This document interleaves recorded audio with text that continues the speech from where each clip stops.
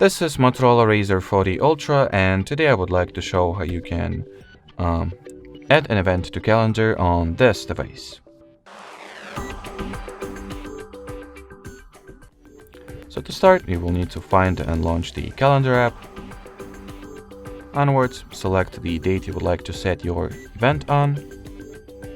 Then tap at this plus icon to your bottom right, choose an event option from the list, and now simply fill out all the event details such as its title, time frames, repetitiveness, participants, link to the video conference, and so on.